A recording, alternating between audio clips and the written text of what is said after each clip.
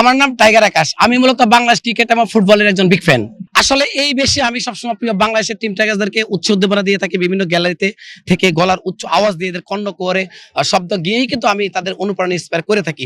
আর আজকের এই দিনই বাংলার সূর্য সন্তানকে বিনম্র শ্রদ্ধা জানার জন্য কিন্তু এই সাভারের নবীনগরের স্মৃতিসৌধের বেদিতে আমার আজকের এখানে আসা। আমার হোম ডিস্ট্রিক্ট চাঁদপুর, বাট আমি মানিকগঞ্জে স্টাডি করি, এর পাশাপাশি আমি জব করি, সেখান থেকে এখানে আসা। দেখেন এই যে টাইগার, এটা আমি গর্বের সাথে ধারণ করি, কারণ আমি যখনই এই ক্রিকেটের শুরু থেকেই একেবারে সূচনা, আমি মানিকগঞ্জের বিশেষ করে একটা ডিভিশন আমি খেলা পারফর্ম করেছিলাম। সেখানের সাবেক ডিসি স্যার ছিলেন মোহাম্মদ আব্দুল লতিফ সাহেব। তো ওই স্যার কিন্তু আমাকে ভালোবেসেই কাছে নিয়ে কিন্তু আমার নাম যেটা আমাকে এই পদবিটা দিয়েছে টাইগার আকাশ। এটা একটা গর্বের।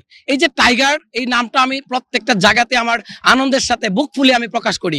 বিশেষ করে আমি যখন এক্সাম দিতে যাই, সেখানে আমার এই রাষ্ট্রীয় পতাকা, বিশেষ করে গায়ে দ্রুতি, সবকিছু নিয়ে কিন্তু আমি সেখানে বহন করি, এবং আমাকে সবাই টাইগার আকাশ নামেই চিনে। এটা আমি খুব প্রাউড ফিল, এবং আমি এটা আমি অনেক গর্বিত। দেখেন টাইগার আকাশ শুধু যে মাঠের গ্যালারিতে থাকবে, ভেন্যুতে থাকবে তা না, দেশের প্রত্যেকটা জায়গাতেই আমি চাই টাইগার আকাশ হিসেবে 18 কোটি বাঙালির একেবারে ধার প্রান্তে পৌঁছতে। আমার যদি তৃণমূল পর্যায় থেকে শুরু করে সবখানে আমার যাওয়ার ইচ্ছে, আল্লাহর মতে আপনাদের মিডিয়া কর্মীর সাধ্য দোয়া যদি থাকে, আমি ইনশাআল্লাহ সবার কাছে যাব। আমি প্রত্যেকটা জেলাতে ঘোরার ইচ্ছে, 51 জেলা আমি ঘুরছি।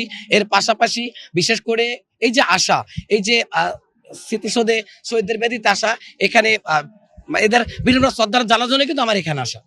সত্যি কথা বলতে কি, এই যে সামনে যে ফ্রন্ট সাইড, এই যে সুনিপুণ কারুকা, এটা আমি নিজেই করি। এখানে 3 থেকে 7 ঘন্টা সময় লাগে। আর পিছনে যে বাঘের যে আদল রেখা, এটা আমি কারো মাধ্যম নেই, যেহেতু পিছনে আমার দেখা যায় না।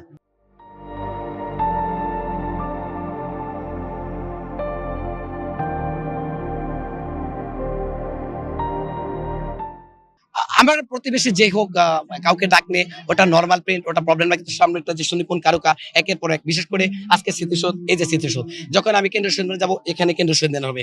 যখন আমি বইমেলা যাবো, বিশাল আকারের বই হবে। আসলে রমরা যখন যায়, তখন একতারা দোতারা যেটাই আসে, প্রত্যেকটা ঐতিহ্য সংস্কৃতি আমি বাংলার এগুলো ইতিহাস তুলে ধরি। স্পন্সরের জন্য আমি বিভিন্ন জায়গায় দৌড়াদৌড়ি করতেছি, ইনশাল্লাহ আপনাদের তো হয়ে যাবে মিডিয়া কর্মীর সাথে দোয়ায়। আর বিশেষ করে আমি নিজের অর্থ দিয়ে কিন্তু সবকিছু করে থাকি। দেশকে ভালোবাসি, লাল সবুজকে ভালোবাসি, রক্তের সাথে বহন করে, যার জন্য এভাবে ছুটে আসা দেশের বিভিন্ন স্থানে।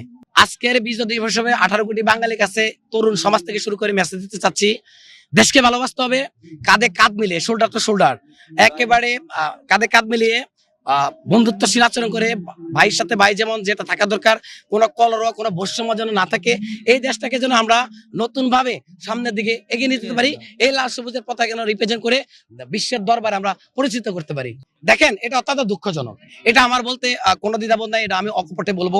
71 71, 52 52, 24 24। আপনি দেখেন যে খতিয়ান, যে রেকর্ড, বিশেষ করে আমি জমির সংক্রান্ত কথা বলি, এই যে দাগ, এগুলা কিন্তু মানে স্বাধীনতার মুক্তিযুদ্ধ, ওই 1952 থেকে 71, এর সাথে কোনো পৃথিবীর কোনো কিছুই যাবে না। 24 একটা বৈষম্য, 24 আপনি বিশেষ করে নতুন একটা কিছু আমরা ফিরে পেয়েছি, বিভিন্ন নিপীড়ন, শোষণ, বঞ্চিত মানুষ যারা মনে করি বা মনে করেন, আসলে 71 52 এগুলোর সাথে পৃথিবীর কোনো কিছুই আপনি কল্পনা করতে পারবেন না।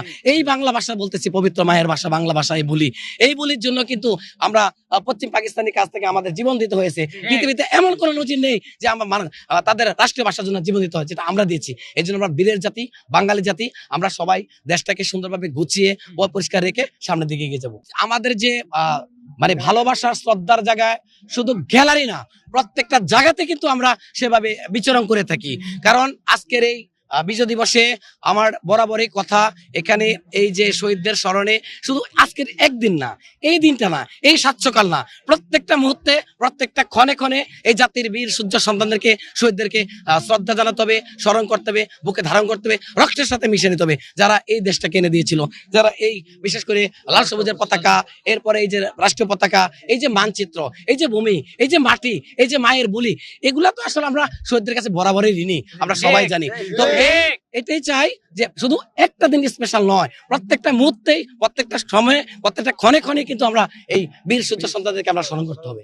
শুরু থেকে বলছি আমি স্টাডি করি, এর পাশাপাশি ছোটখাটো জব করি। তো সবকিছু মিলে চলছে আল্লাহর মতো, আপনাদের দোয়ায়। আর এর মধ্যে যদি আপনাদের দোয়ায় থাকে, ইনশাল্লাহ যে কোনো মতো আমি একটা স্পন্সর পেয়ে যাব। তো আমি চাই দেশের যারা ক্রীড়ামোদী, দেশপ্রেমী, দেশকে ভালোবাসেন, যাতে আমার টাইগার আকাশকে অন্তত স্পন্সর করে দেন, স্পন্সর করে দেশের ঐতিহ্য সংস্কৃতিগুলা দেশ তথা দেশের বাইরে যেন আমি রিপ্রেজেন্ট করতে পারি, আপনাদের দোয়ায়। কোথায় পড়ছেন? আমি টেক্সটাইল ইঞ্জিনিয়ারিং পড়তেছি কোথায়? মানিকগঞ্জ। জায়গা নেই, তবে আবার মাইক্রোফোনটা পড়ে যাবে। একটু পিছনে, একটু পিছনে, পিছনে, পিছনে, পিছনে।